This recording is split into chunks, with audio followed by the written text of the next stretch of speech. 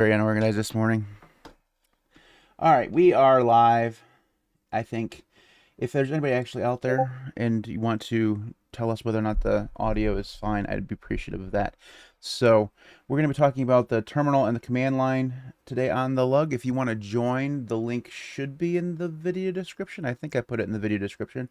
If not, I put it on Mastodon and on the Discord. So if you want to join, feel free to do so. If not, you can just watch along. So we're going to be talking about terminal command line stuff. So first off, I guess the thing that we should do is just go along and ask, what terminal are you using right now? Who wants to go first? Fine, I will go first. I'm using Kitty, and probably will forever. Steve, go ahead. Well, I am using two terminals, actually. I am using Kitty, and I'm using console. Okay. Console is in the GNOME console with a C or the console with a K? You know me better than that, Matt. I just had to ask console for... with a K. So, yeah, Kitty is, I use it as the package. I install packages using Kitty, and I do everything else in console. Can I ask why? Because I like to mess around with different terminals, and on GNOME I use what's it called? Tixis. Okay. Tixis is amazing, but the only caveat I don't like about it is you got to go through hell and back to make it support images for fast fetch. Yeah, I've always found it pretty slow. Riggs, go ahead. Kitty, but not really for any specific reason. Because once you get to like a certain point of like recency with terminals, it stops mattering which one you're using. Like as long as you're not on like they all basically have the same features at this point. Kitty's just the one that I'm used to installing, and it's a shorter word to type into Paru than Alacrity. That's basically my entire justification for it. I always misspelled Alacrity. I added an extra T or an extra C or something. So it's just stupid. RBM, go ahead. So I still have Foot running, just because it's really snappy. That's a fast little terminal. It's lightweight and it's nice to have around as kind of like a backup, because I since have moved on to try Kitty and it's fine. There's nothing wrong with Kitty for sure. I also liked WesTerm because of the Lua config for a while, but it does not. The hardware acceleration and my old NVIDIA GPUs were not getting along. So now on Ghosty, and it always does the trick currently. But the most important thing about all of my terminals is actually just Tmux instead. It almost doesn't matter what the terminal is because Tmux does all of the hard work. I feel like there's going to be some Rust fanboy in the chat or whatever telling you to use the Rust version of Tmux. So I just Rust. Blah, blah, blah. Sure. I don't even know. I just had to get in there before somebody else did. Either that or there's gonna be the GNU guy say, well, why aren't you using GNU/screen or whatever it's called? Yeah, I've actually never tried Foot before, to be honest with you. It's just not a terminal I've ever tried before. Is it easy? What is it configured in? It's just like a basic plain text config file. I don't even think it might resemble INI. I don't remember now. It's kind of difficult for me to remember sometimes because all of my stuff is configured in Nix. So it's all, the actual config language itself, I lose track of. Right. But it's a nice terminal. It's nice and snappy, but it is a little bit low on cool feature support. But who needs that in a terminal emulator anyway? It's not X resources. C, by the way. It's C? It's a C. Yeah. It's in C? Oh, that's interesting. Des, go ahead. Don't forget to mute I'm yourself. using GNOME Terminal, but I hope to switch away and experiment soon. Okay. Any ones you have your eye on? Okay. Fraggle? Make sure everything's working all right. You can hear me? Yep. All right, cool. I use Foot, but I use it with the server client feature. Instead of just launching individual terminals, I just my system auto launches the Foot server, and then every terminal window is just a client. I find that it reduces like the overall memory usage and system resources taken up by individual Foot windows. So, and it is configured using just a standard like .ini file. So, yeah. I think the only INI file I've ever used is Polybar, to be honest with you. Yeah. No, it's like RBM said, it's pretty fast, it's snappy, it works well for me, so Nice. That's what I stick with. Specs, go ahead. People are probably going to hate me for this, but I use EAT and Emacs. So what you're saying to us is you don't actually use it. Sorry. They also Emacs also has something like vTerm or something like that. So they have several other ones that you. So what makes what? I'm not an Emacs guy, so what made you choose that particular one? vTerm doesn't have line wrapping. So whenever you have a window that like window split in Emacs, it will cut off the text in the vTerm. So EAT solved that pretty well. Yeah, I had no clue it didn't have line ranking. So you mean it just basically if you have thing, it just goes basically off the end of the screen? Yeah. Wow. That seems like a bug, not a feature. Riggs, go ahead. Just throwing a take out there, if you need to run a timer on Tree of Root to find out whether your terminal's faster than the one it's replacing, it doesn't matter anymore. I have actually run time between terminals to figure it out, and it's like, well, I can save 3 milliseconds. I'm sure that's going to be good. Drew, go ahead. I'm using WesTerm and have for quite a while. I actually really like the Lua config. Not everybody does. I get that. The other one I'm using is ST, a patched ST terminal. And the reason why is because it's really easy to like move from one machine to another and have it be configured exactly the same way. So we did the podcast on the WesTerm thing, and it was a good terminal, but I'm one of those guys who can't get past the Lua thing. It's just, As far as, by the way, I mean, the one thing that should be, said about, there's a lot of people that just use the stable, let's just air quotes stable version of WesTerm, which is now like 16 months old. And if you ever want to have a little bit of speed, you definitely want to be on the nightly version of WesTerm and just, update your terminal daily or whatever. I don't know. They don't put out a new version, but they have a new version in the month of July. So a daily terminal, the nightly branch of WesTerm is much, much better than the stable. Nice to know. Okay, so my next question is, why do you primarily use the terminal instead of a GUI editor, GUI front end for whatever you're doing? So, RBM, go ahead. This one is real easy for me. The only like graphical interface that I ever practically need, aside from games are all, well, not even all games are graphical. Some of them are text-based too. But the browser has practically everything in it to start with, especially since I self-host a lot of services and everything on my own little like setup. So like a ton of stuff just has a web UI to work with. So that's where a lot of my GUI based work ends up happening. And all of my other things are extremely keyboard driven, and the terminal is the best way to do that.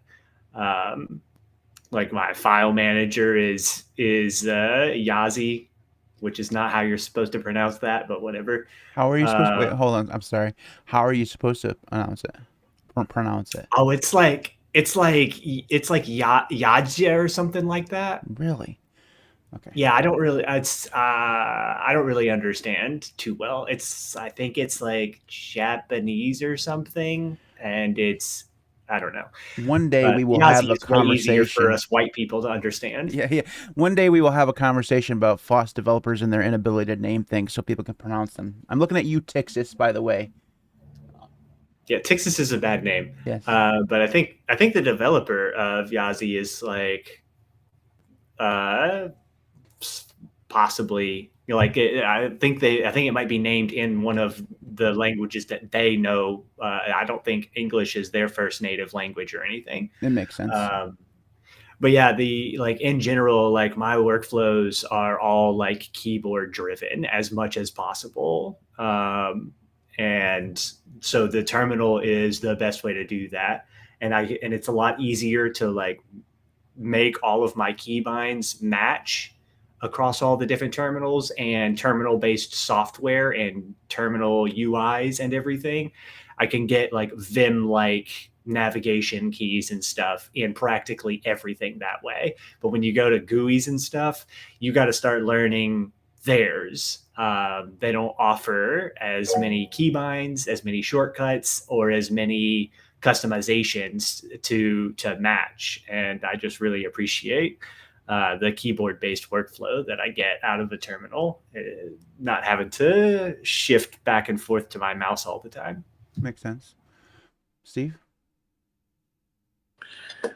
Although I spend my time, a lot of my time in the terminal, people will find it weird that I don't use a terminal file manager, a terminal this, a terminal that. I don't use Vim keys and stuff.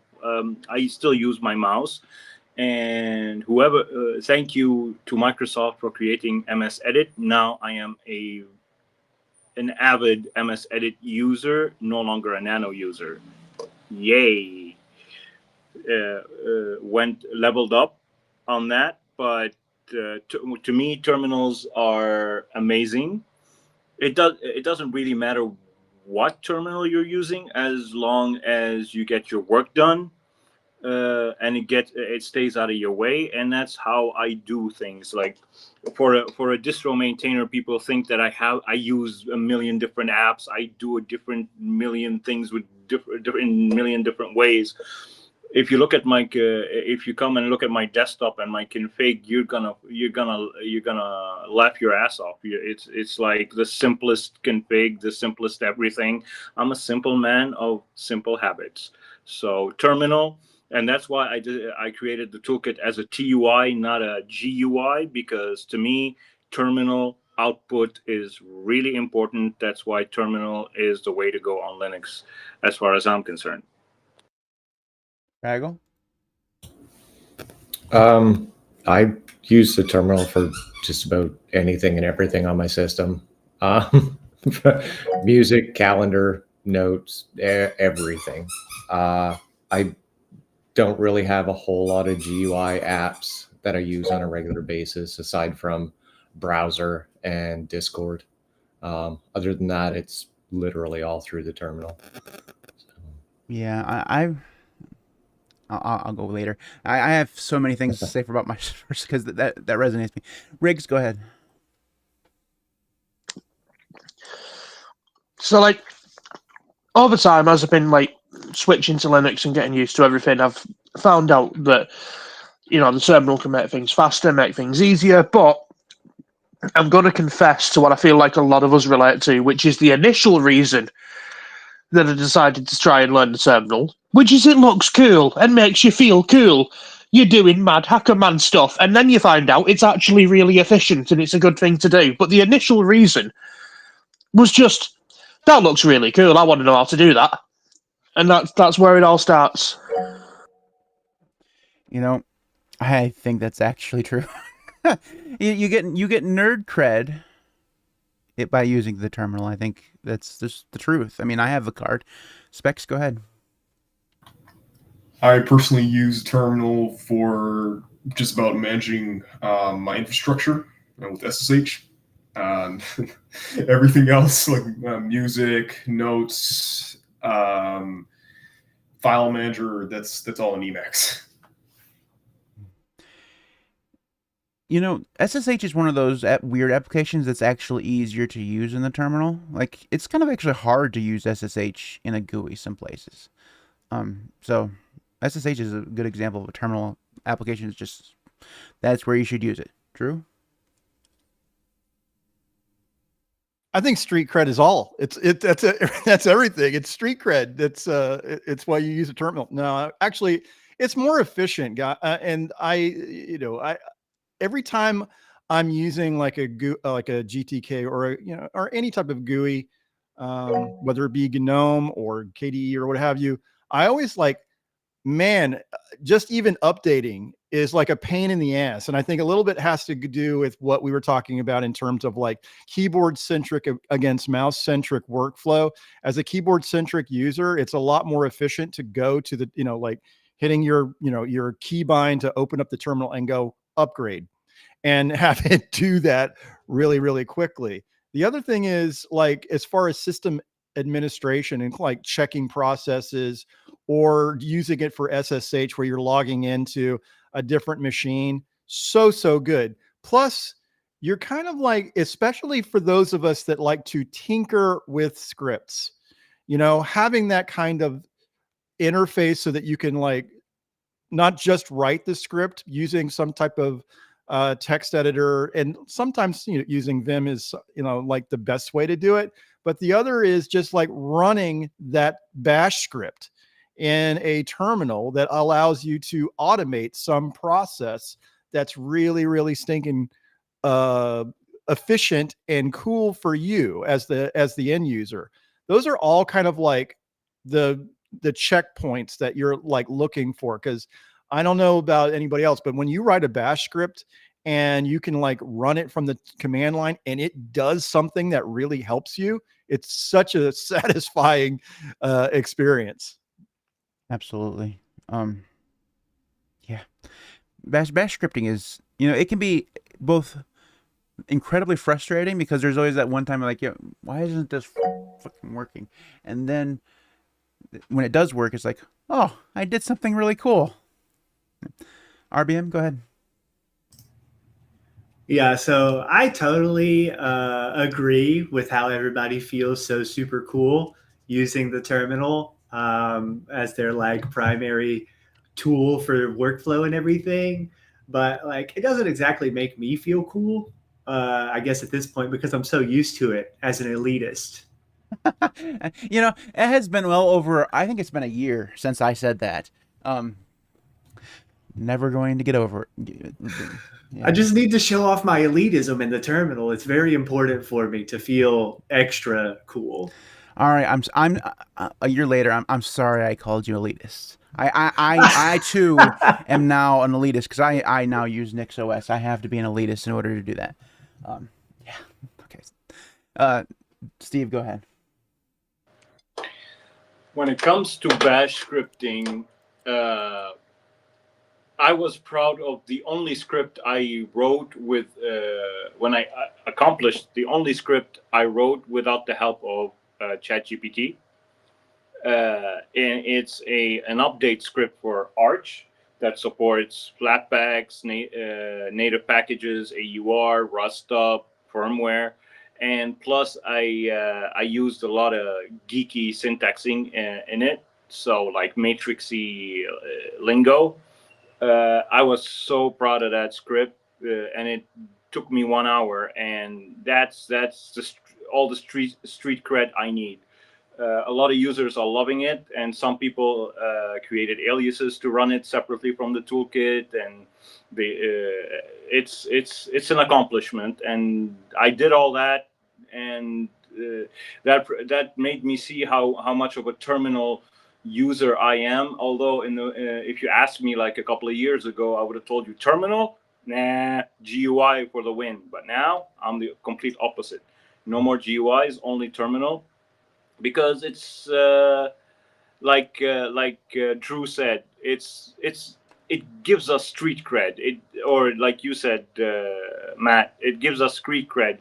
It makes us feel cool, like hackers and stuff. But also, we learn more when we do things via the terminal. If we do things via the GUI, we stay dumb.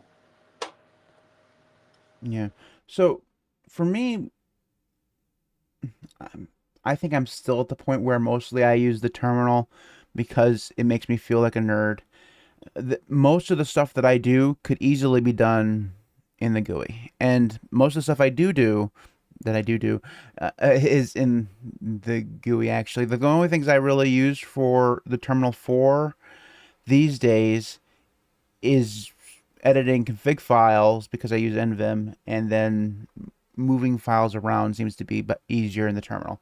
Other than that, everything basically, I think RBM said this earlier, most of my stuff is just done in the browser. Like, I'm like, if I were slightly less nerdy, I could be perfectly happy in Chrome OS. You know, I'm that type of user.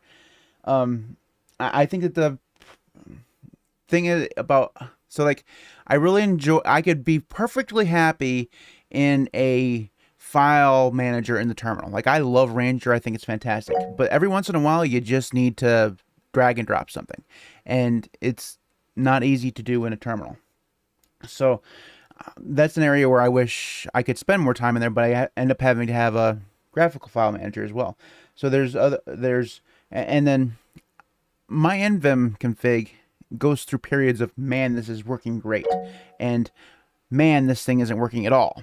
And lately it's not working very well at all, so I've been using Kate again, and like, man, graphical editors are pretty cool too. So I have ebbs and flows when it comes to my terminal usage.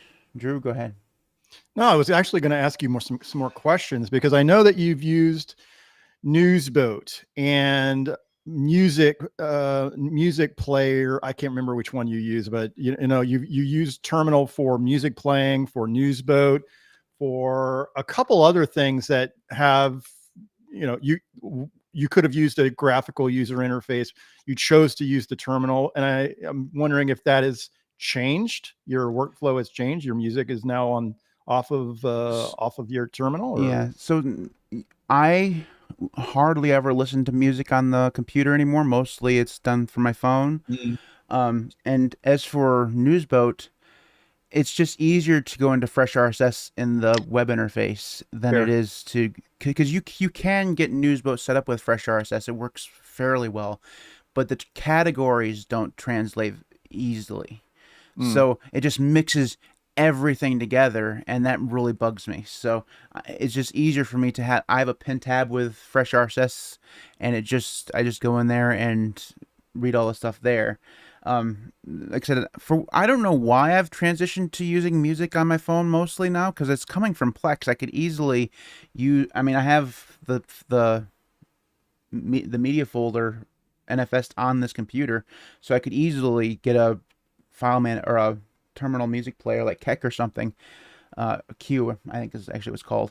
But I just don't. It's just easier to hook my Bluetooth headphones up to this and do whatever I need to do while I'm listening to music. It just works better that way for whatever reason. I'm slowly transitioning into my Gen Z phase is what I'm trying, what I'm thinking is actually happening. So yeah, I have started using the terminal less for fewer things. Now it's just like, only end them and Ranger every once in a while.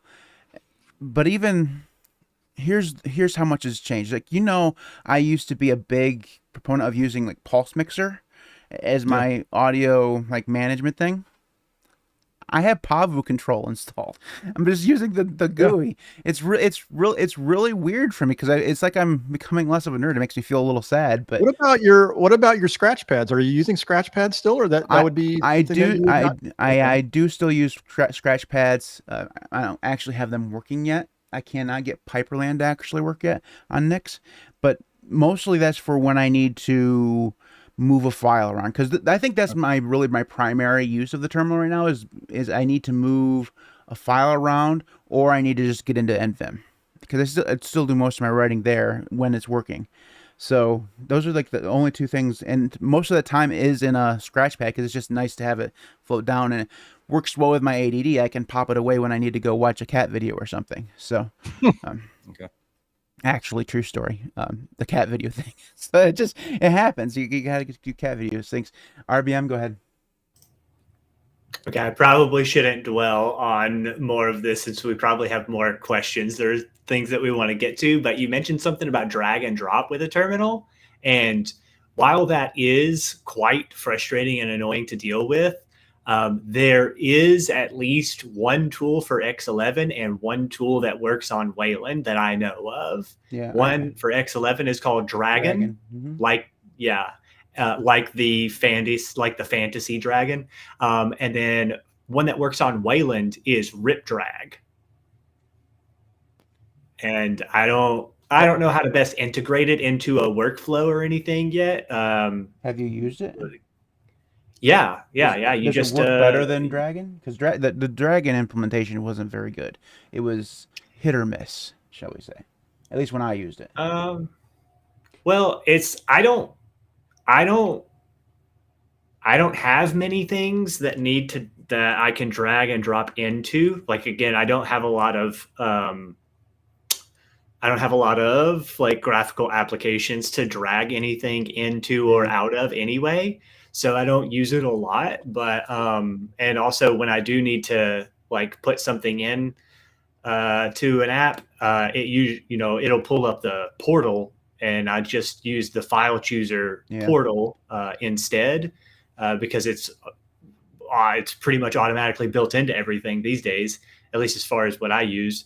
But it certainly does work. And Rip Drag can be both you can use it as a source to drag out of, and it has an argument or an option or whatever you call them to be the target. So you could go from your file chooser or file manager, whatever, Dolphin, for example, and drag it into Rip Drag.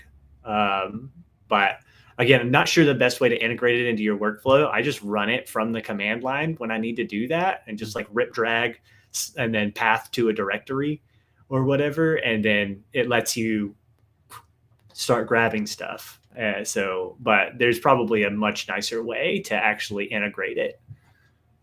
Yeah, I think I'm gonna look into, because you used to be able to set like Ranger as your file picker.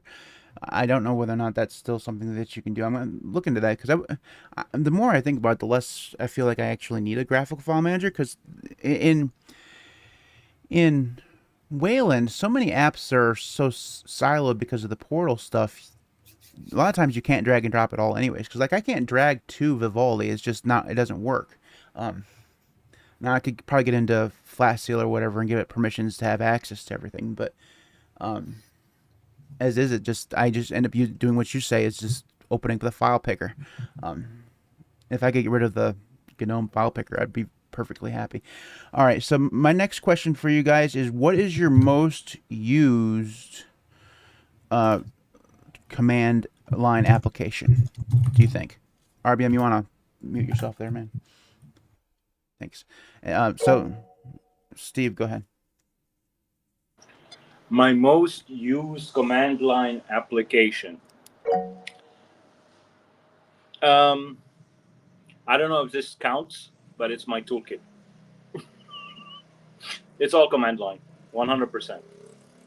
So I use it to, since I am on Arch, update Arch mirror list, queuing.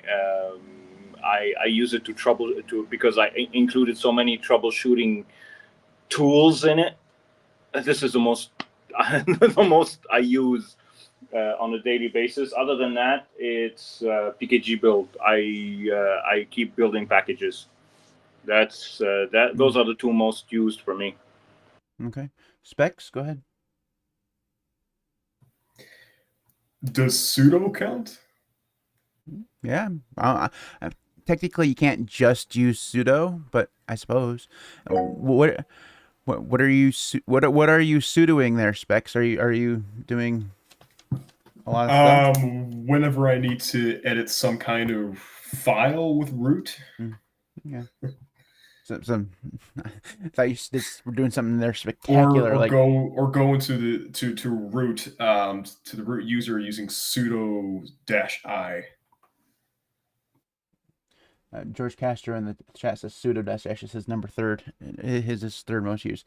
You know, probably if everyone had those stats, like actual stats, sudo probably would be the number one. I mean, you put sudo in front of a lot of things that you don't even realize that you do. Like, yeah. So, like, at least for me right now, it'd be sudo nvim, then the path to the next config. So that's what I've been into a lot. RBM, go ahead.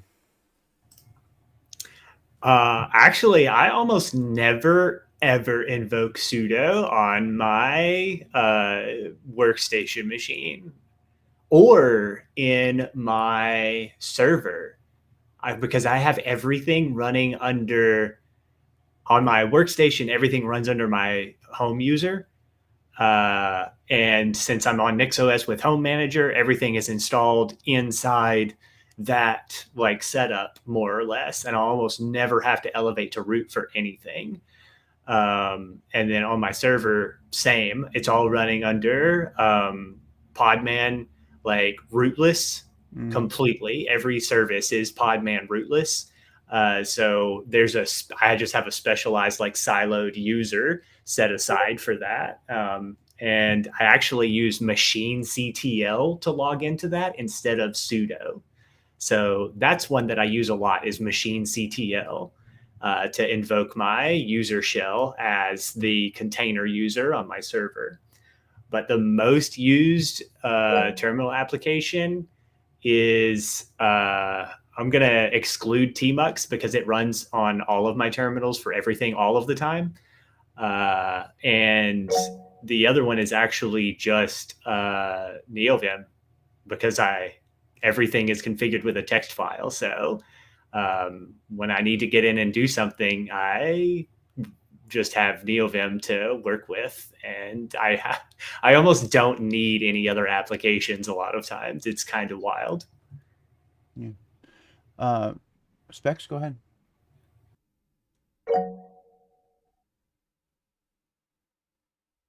You gotta unmute yourself, bud. My bad. For this question for RBM, but don't you need to do a NixOS rebuild to rebuild your Home Manager configuration, or do you use Home Manager standalone? Because I use it as a module. I use it standalone to make it more. I don't actually use it portably the way that I want to someday, but the idea is that I can use Home Manager standalone on non-Nix systems as well, in case that ever comes up. But I haven't got around to bothering with any of that yet. But yeah, I use my Home Manager that way so that I don't even have to elevate to root unless I need to do a system level rebuild for like a new kernel. True. What's funny is you almost have to go into your bash RC just to see what you have like aliased, because those are like the most used things, that stuff that you've aliased, like ls. Yeah, I use ls all the time, because it's like, and because I'm using like either EZA or EXA depending on where I am, and then you have things like upgrade, which is a alias to sudo apt or sudo nala for me now, sudo nala upgrade, and it runs great. But those are the things that you like take advantage of. All of your aliases, the things that you use like constantly, are the most used like commands in your terminal. Fraggle? I suppose I should preface this with going off of what Drew said, and excluding the standard terminal commands like ls and cd and everything like that for general navigation. But as far as like terminal applications go, NB, I use that a lot, just for organizing and doing notes and everything like that. NeoVim, obviously, for editing. I use Termshark and Zeek a lot as well, which are just packet analysis or network analysis type softwares. So yeah. Nice. Yeah, NB is fantastic. I haven't used it in quite some time, but it's a good note-taking app. Riggs, go ahead. I really want to have an interesting answer, but my mind keeps blocking it out and just being like, you know that the answer is CD. You cannot you can't lie about this. You know it's CD. Stop trying to think of a cool answer. I want a cool answer, but it's going to be CD or LS, isn't it? It's going to be. It's just everything. It's like, yeah, it's going to be something boring like that, unfortunately, but it's useful. Yeah, see, I don't actually have CD in mind because I don't use CD at all. My CD is actually functioned to Zoxide. I use Zoxide for everything. So Z would actually be my technically probably the most used one for me because that's fancy CD. It's fancy CD. You are still using CD. It is fancy CD, but it is so good. It's like that's the way CD should work. I'm sorry, it just is. Steve, go ahead. I almost forgot one of the most useful commands I use on a daily basis. Batgrep, alias to ripgrep. I use that on a daily because I need to find, like, since I have my own KDE and GNOME and soon to be Cosmic configs. I keep checking entries inside files because I need to replace some entries with others and stuff like that. So, and there's the I forgot the name of the command. I aliased it to compare, but I forgot the command where you do the differential comparison in terminal. But I forgot. I've been using it. I've been using my alias so long. I forgot the actual command. But I type compare and I put file A and file B, and it compares the two files in terminal. That's another one I use on a daily basis. But yeah, I'm becoming more of a terminal centric person than I ever expected to be. RBM. So there are other terminal utilities that I use practically as often as I use like NeoVim or Tmux or SSH, for examples, but they I don't invoke them from my shell directly. They're integrated like within NeoVim or something like that, which would be like Yazi. Actually, I use that all the time just from within NeoVim to navigate around. Like either that or, well, Telescope is just part of NeoVim plugins. But there's also like, I use Git for all of my like configurations and stuff to keep those managed well. And LazyGit, for example, I use like all of the time, like nonstop. And then if you want to talk about things that I invoke directly in my shell, systemctl happens all of the time when I'm managing my containers and stuff like that, because it is since all of my containers, the way that they're set up is actually to run supervised by systemd in a user session. So like starting and stopping and checking all the logs and stuff happens with journalctl and systemctl. I actually was kind of surprised to hear you say, but then you mentioned that you were doing containers. I thought you were like, wait a minute, you're using systemctl on Nix? I was like, what are you doing? I've learned something about Nix today. So you guys mentioned aliases. I think we should talk about that. So what are your favorite aliases that you have? And what do you use them for, or why are they so good? Riggs, go ahead. Okay, so you know the thing to sudo your last command? Yes. Yeah, I have that set to please, just in case, like, if the robots ever uprise, I'm polite.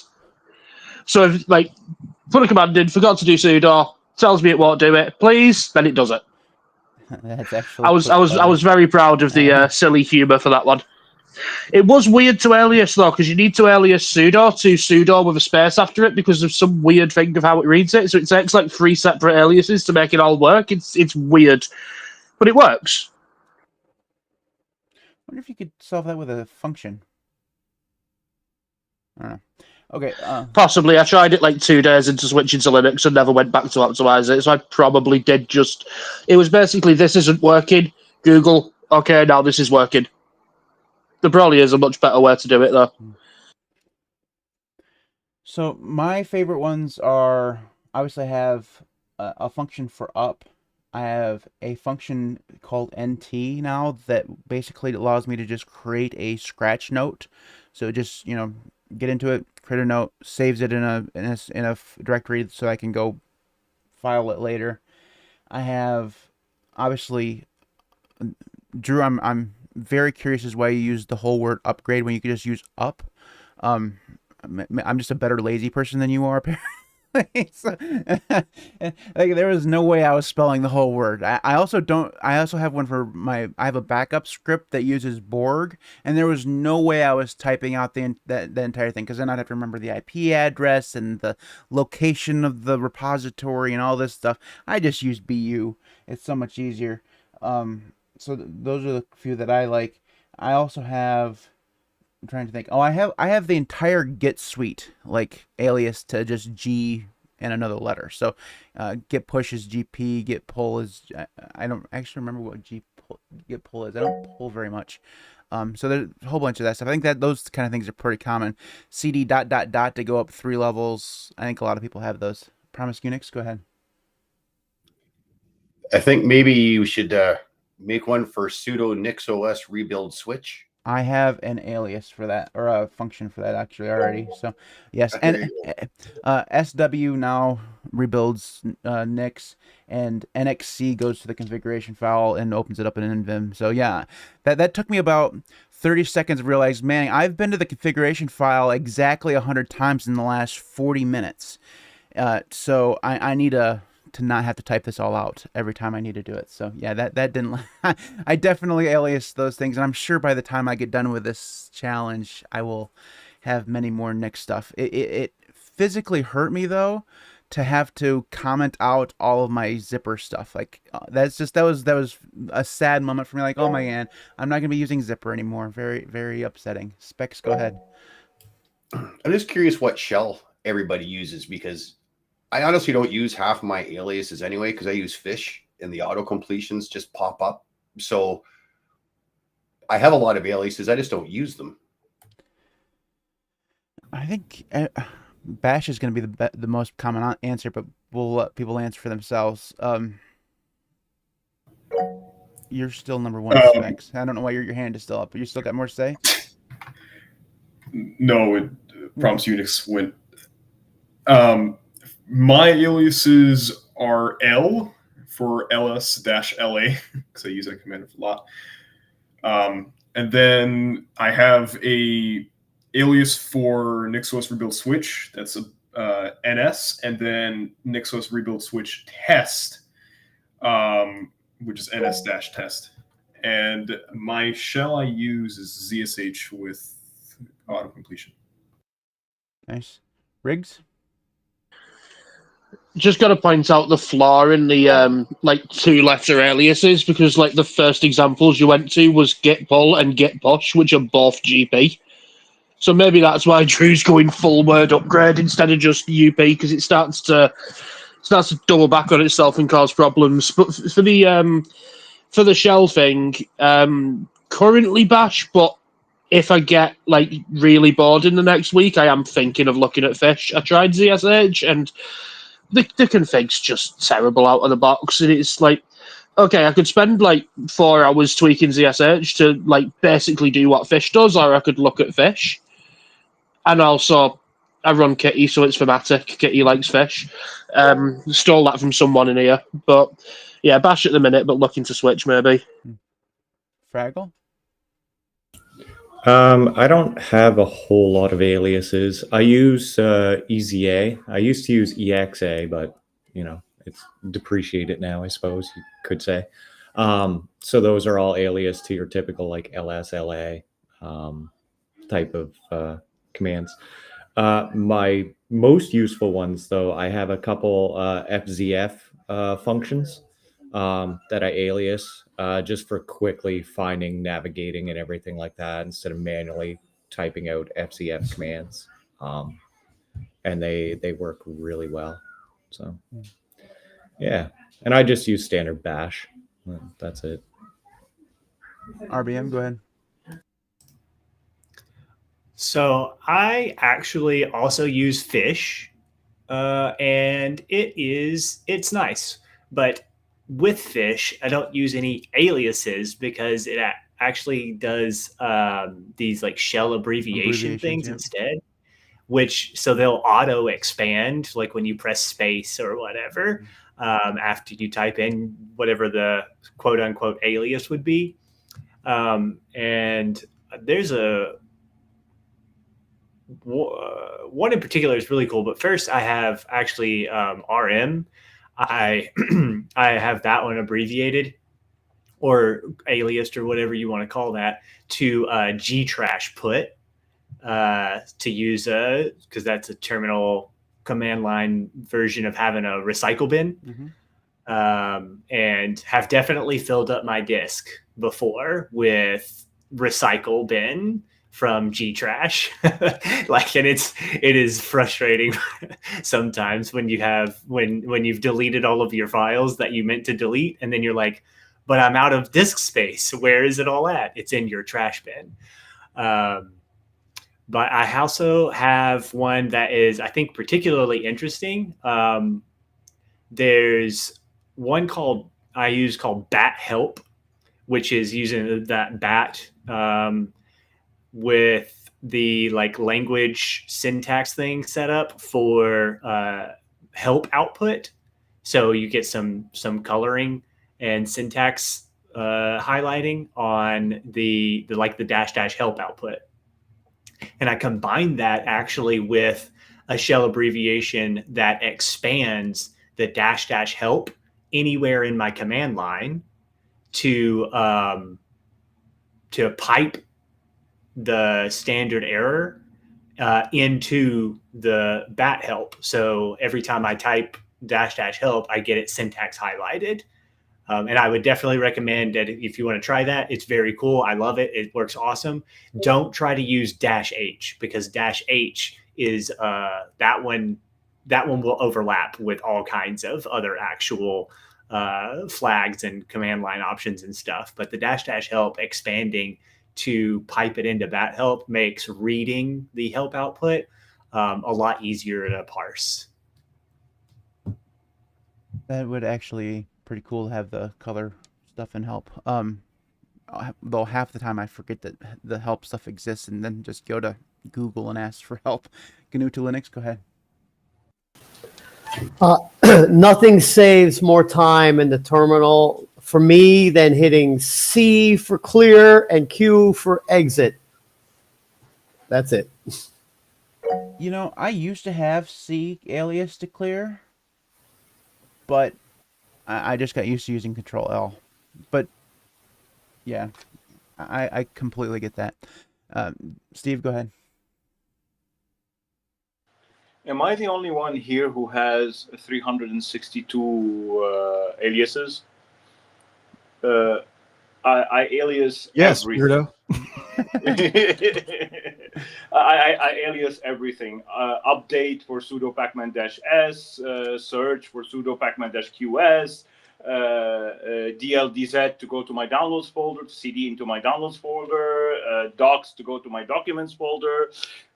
I alias single thing. The most commonly used alias is update, naturally, because I'm on Arch. I run update every 45 seconds. That has to be an exaggeration, right, Steve? I'm sorry, right? Yeah, it is. Okay. But I run it every 15 minutes. But The other one that I use a lot is urepo. Urepo basically is to git push my packages to my repo. I use a package called repoctl, which just got updated. But repoctl allows me to create a database of my packages and then git push to. So it's a combination of update it for a command for repoctl and git push to push to GitHub, and of course, as you mentioned, all the Git stuff like GPL to get for Git pull, GCL Git clone, and stuff like that for Paru pget to install a package from the AUR, and stuff like that. So I got a lot. If I show you my ZSH RC, because I use ZSH, not Bash. For whatever reason, Bash completion refuses to work on Bash for me. It works flawlessly on ZSH. It's awesome, and I use All My Posh for the prompt because All My Posh is amazing. So, and there was a fan who created an All My Posh theme or prompt theme for Zero Linux. Yay! And if you look on, and I recently discovered, thanks to someone on my server, that on the nerd fonts, there's the Zero Linux logo on the nerd fonts. Somebody pushed it there, so yay! I use that, and of course, fast fetch always opens in my terminal when I open it because I like it. But yeah, I got a ton of aliases. If I list them all, we're gonna be sitting here until tomorrow. Oh, I thought you did list them all, actually. That's maybe funny. Drew, go ahead.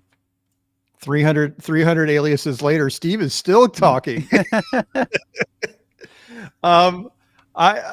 There's a couple of things that I think are like specific that I don't know. You're going to say Zoxide, and I'm going to say I don't use Zoxide, but like G dot is equal to like go to the .config file or .config directory rather, or GD goes to go to the downloads directory, or something like that.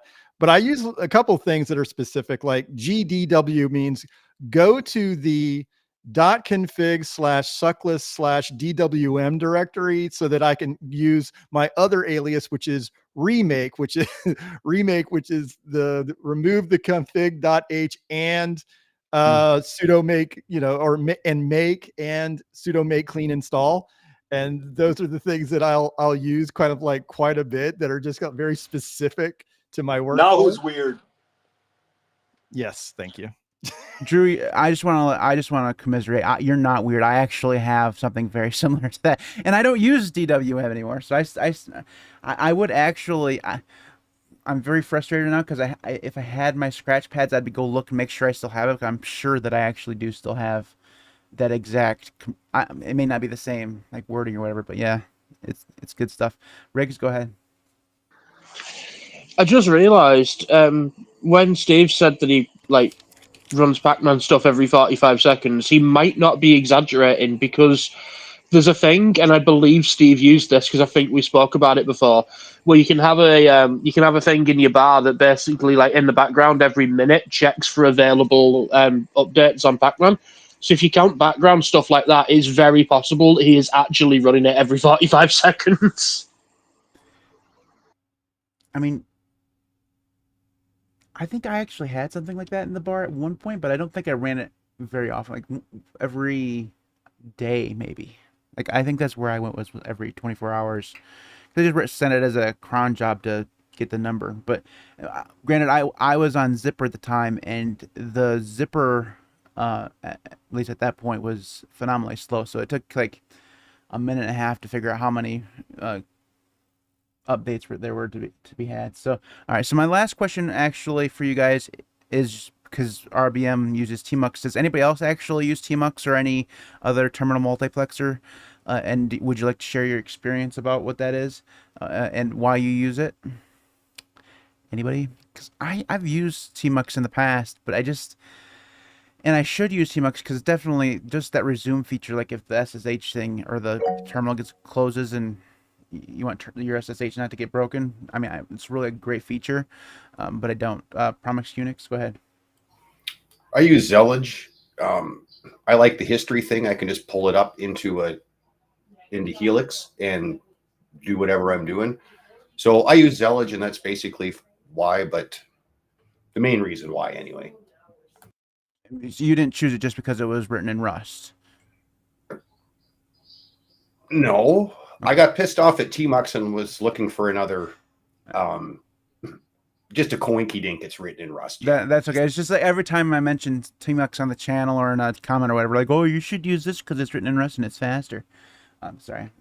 I've been on a trolling Rust kick lately, so it's just maybe it's because I feel bad for using a meme distro. RBM, go ahead. So I did try Zellage a little bit. You muted yourself again. Oh, I don't know how that happened. But yeah, I tried Zellage before, and it was a nice in theory thing, but it was not in a good state at the time when I tried it. So I just fell back to Tmux and haven't taken another look at it since. But if you do use Tmux, then I'm not going to recommend a bunch of plugins or anything for it, but I would recommend if you use Tmux in your terminal for your workflows a lot, getting a tool like Tmux P, which allows you to like define sessions and automatically like launch them and connect to them and stuff, so that like you can have a saved layout. Like if you have a particular one that you work on your Nix config with, for example, and you want like a split terminal in a certain orientation with and extra window or pane or whatever behind it, then it's a really nice tool to have so that you can predefine those things and you don't have to go back over and like reset your layouts and rerun all of your commands every time like you reboot your system or anything. Tmux is just one of those things where I really want to learn it, but I just haven't done it yet. Riggs, go ahead. I could be misremembering, but I think this was Tmux. I was going to say, no, I've never had a use for it, and then I remembered one hyper-specific situation, which is when Cosmic Alpha 1 first released and you had to compile it. I was putting it on a laptop with a fresh Arch install and like no GUI at all, but it was causing heating problems and crashing. I needed to have HTOP open while I was compiling it to make sure it didn't crash, but I didn't have a GUI, so I think, if I remember right, it was Tmux that I used to get a split in the TTY and be able to have that up while it was also compiling. I think it was Tmux, but that's the only time I've ever needed to use anything like that. True. No, I was curious because there's Tmux, and then there's ways to like either split the window or use an extra tab, and I'm wondering if that is other people's workflows centered around that, or they're just using like the terminal, and if they need to spawn a second terminal, because those are the two things that like I'll use extra, like because I'm using Western, for example, and it's really easy to just say new tab, and it's fine. I mean, but I used to be able in the process of always just spawning a second terminal too. So I'm curious as to what people's workflow is more like that. Riggs? Just for Drew's question, I use Tyler's. It's the exact same amount of effort to like one key binding for a like new tab or a split as it is to just make a new terminal that like auto splits the screen anyway. So I've never had use for anything like that really, because it's the exact same amount of effort to just get a new one up.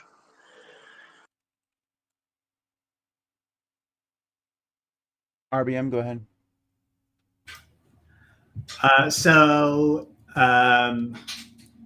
Yeah, I actually use quite a few features from Tmux. One one of my favorite parts of Tmux is that all of the features in it work across all of the terminals effectively, as long as you don't clobber keybinds with one of your terminals. Like some keybinds, the terminal emulator will swallow it, and you'll have to like go deactivate that keybind if you want Tmux to be able to capture it, for example. But like that's one of my main things. And then 2 is the fact that it's resumable from any terminal. So my session stays live even if I close my terminal. So I can reopen it from another workspace or another monitor, another screen, or I can open it and resume it and look at it and monitor it and watch it from another PC entirely. That multiplexing allows me to log into like over SSH, and I can get back to that same terminal session remotely or from the other room, from my laptop or something. And then there's the value of having those resumable sessions and extra terminals that you can spawn and tabs and all of that stuff is supported in your TTY. So you can go to your virtual terminals and you get all of this same stuff again. And I'm just never without my workflow and never without my tooling and never without my kit. I'm able to get to it from anything, anywhere, like even from like a web-based terminal. Like if you have one of those, like if you have Cockpit or one of those other tools that let you SSH around to your computers or whatever, the keybinds don't work quite as well because the browser swallows a bunch of them. But you can again just reattach from a web-based terminal or anything else, and that's the primary value that I think I find in it, because I actually don't use like remote Tmux sessions on my server, for example. I just SSH back in and start fresh from there. I just don't have like a need for any kind of persistence on that. But in general, it's having the access to the same tooling and the same kit and the same sessions anywhere I am, and it's so resumable, and that's like really what makes it stand out for me.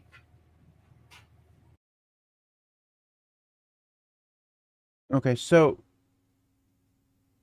anybody else have anything else they want to share about how they use the terminal? Going once, twice. Okay, so we still got a little bit of time to fill out, so we usually go for a little bit more than this. We'll just go ahead and move on to the second place topic. So what file system do you guys use? Raise a hands and tell us what you use. Do you use ext4? I'm assuming that's going to be most of the answer. Boring. Or do you use something else? RBM, go ahead. So I do use ext4 on my workstation system because it is boring, and that's kind of the point. But on like my on my NAS system, I run a 6 drive, 6 times 12 terabyte drive ZFS RAID Z2 to store all of my like media and data and everything over there, which only actually amounts to like 60 terabytes of usable space because 2 drives are taken for parity. But like ZFS has been incredibly useful. Had all kinds of problems with like read-write issues because I didn't make this choice. It was our system ended up running some of the ZFS pool drives over a USB enclosure, and it ran into a bunch of read-write problems because it was a USB enclosure. But we never lost data as a result of that. Like we were able to like resilver back onto those drives over and over and over and over and over again. I've never lost any data on it as a result, even though like if I had done just a standard journaling file system like ext4, probably it would not have been recoverable in the same way. You could you could probably get to it in a sense, but you would not have the complete data the way that ZFS allowed us to do. Unfortunately, we also have now experienced severe drive failures from overheating. So there's no recovering from that if you lose enough drives to hardware failure. So maybe have to rebuild soon, but hoping to get that data off there. But yeah, ZFS, very cool. One day I will try ButterFS again. Steve, go ahead.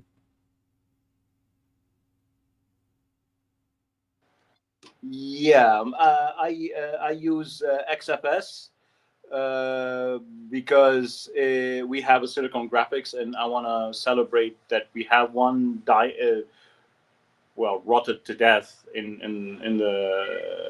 the store. So I use XFS, and I've been using XFS for multiple years. It hasn't given me any issues, and I will stick with it for the foreseeable future until it gives me issues. Because recently ButterFS decided to die on Arch, and I can no longer install Zero Linux with ButterFS because it errors out. It's not moving the whatever file to its correct volume. A lot of distro maintainers are having to add scripts to manually hack around the issue. I don't believe in hacks, so I disabled it in Zero Linux. So now I tell my users use XFS. I set XFS as default because I prefer XFS. It's a good file system. It's a solid file system. It's quick. So yeah, there you go. Bex, go ahead. I'll be honest. I use BTRFS. I only use it for impermanence on NixOS, where my system essentially clears every time on reboot, and I roll back to a clean snapshot when I initially installed my Nix system, and it will bind mount specific paths where I explicitly set in my configuration. So I think the original topic was, should ext4 die? But I don't think that anybody here is going to answer yes to that question. So we'll alter it just a little bit. So do you guys think that... What do you think the future of file systems is going to be? Do you think that we're just going to stick on just steady as it goes, ext4? I mean, maybe we'll get ext5 with some extra features or whatever, but or do you think we'll go to something like ButterFS or ZFS in the future, where those are more default on desktop Linux, so that it, we have things like being able to roll back to a snapshot, to be able to do trash cleanup and a lot of copy and write stuff? RBM, go ahead. First, I would just like to say that it definitely will not ever be Bcache-FS. That one's not happening. But I do think that a copy on write file system will be more of the standard in the future, but it's not going to be the automatic default probably ever. ext4 for the foreseeable future, I would say probably in terms of decades, is still going to be the file system that you will get if you don't make any choices on it. But I do think that a lot of user-friendly and user-facing distros that want to be friendly like that are going to start making ButterFS the if not the automatic default, like just a checkbox to switch over to, instead of the complicated way that you have to go through and like manually edit your partitions and stuff in most of them these days. I think it'll get there sooner than later, but I would still say that it might be a stretch to see that like super common within this decade, but I do think it is coming. Yeah, the whole setup thing is really very frustrating, because it's, especially even the distros that use ButterFS don't do it well, right? Like Fedora uses it, but they don't set it up as well as like OpenSUSE does. Like they don't use the traditional subvolume layout. They don't set up Snapper. none of that stuff. And it's like, why are you using it? Like it doesn't make sense if you're not going to do it right. At least have user facing features for them to interact with, and maybe they do something in the background that is the reason why they use it. But a lot of distros offer BTRFS, but don't actually set it up. Maybe I'm just a BTRFS snob. It's like, okay, just using @rootfs doesn't. It's not a good. Using one sub volume for everything, I think it's not a good practice. So you should have things separated out, and most of them just use the one, or at least Fedora uses just the one, or at least it did. So maybe I'm just a snob. But Riggs, go ahead. Unfortunately, RBM beat me to my joke that I was going to end my prediction with.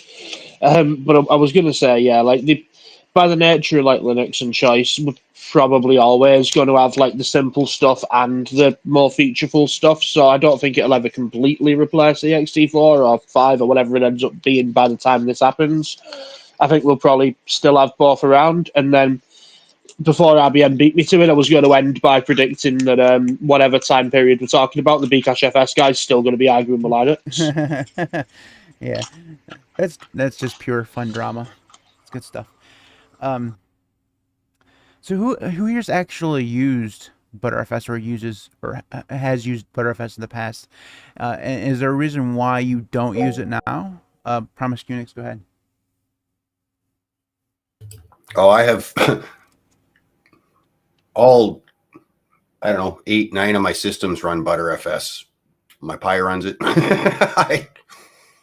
And I just use it for the snapshots. So, and I thought that whole sub volume thing was cool back when I first saw it. I don't know why, but I run it on everything and I've never had an issue with it. So maybe I'm lucky, but yeah. I don't see any reason to go to anything else, to be honest with you. Yeah, you know, I have talked to a lot of BTRFS people who use it. I've never met a single one who's had an issue outside of RAID.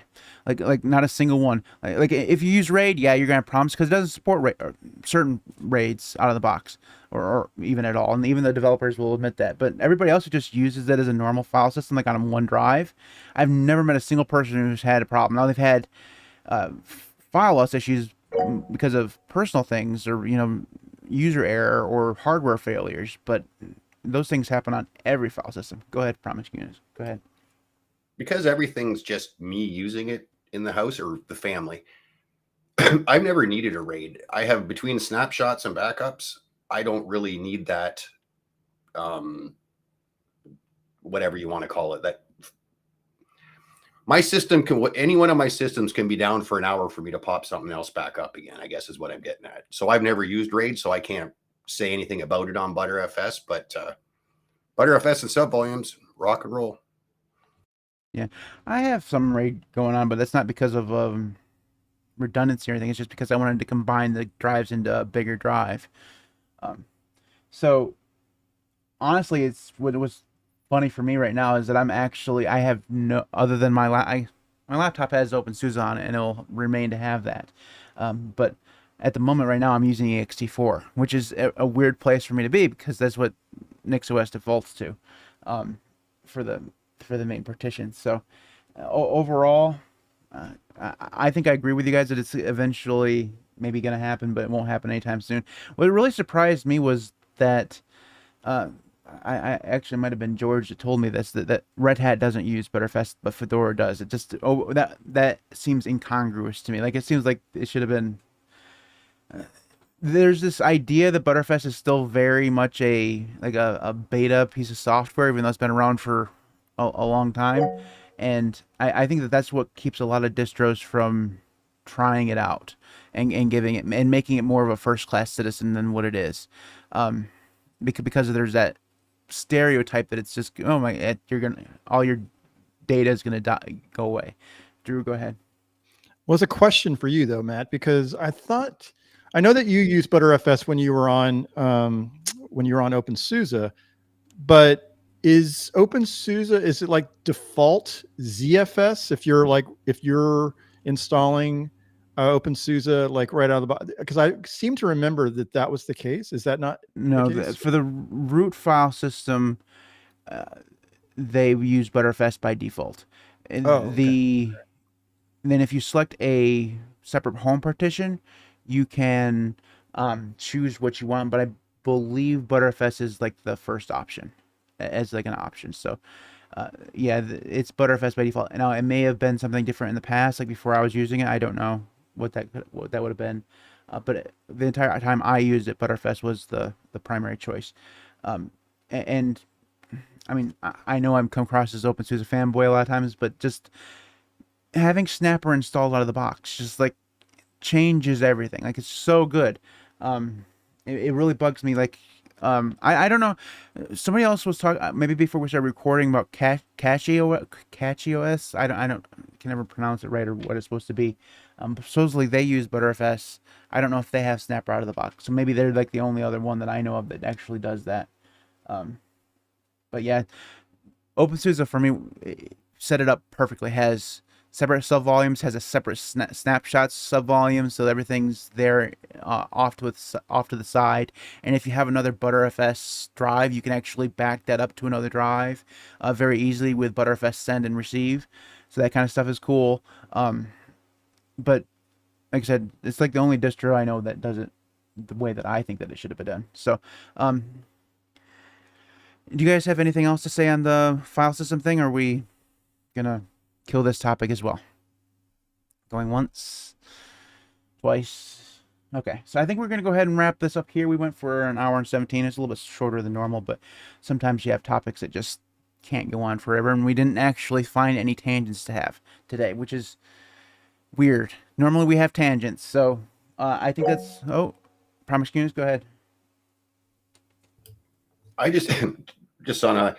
Does anybody have a program that allows you to crop your camera in Linux? Like, when I go to Jitsi, which we're on right now, right, it captures my whole frickin' wall. You're looking for camera controls. It's on yes, FlatHub. some type of a camera control. Yeah, it's literally called camera controls. Yeah, there's an app called camera controls. You can get it on FlatHub. Probably has the other package formats too. But yeah, it'll allow you to it'll allow you to get in there and zoom in as far as you want. Kick myself in the ass if it. RBM, go ahead. You could also use OBS's virtual camera to modify it with all of the OBS tooling that's available. And that works pretty well if you can get it going. Sometimes it's a little bit fussy because it requires like kernel modules to be set up and everything, v4l or something like that. But once you have OBS with the virtual camera support set up on your system, you can use it to do all kinds of stuff, and then the virtual camera can be your source. You just have to run OBS in the background. You know, I've not once successfully been able to get virtual camera to work, so that's probably more of a me problem than anything else. But yeah, I've never actually got it to work. Now, granted, I haven't tried since they built it in more officially. Before it was like you had to do that v4 all loop back thing or whatever in order to get it to work, which is kind of a hack. But other than that, yeah. So anything else from us today, or are we gonna be good?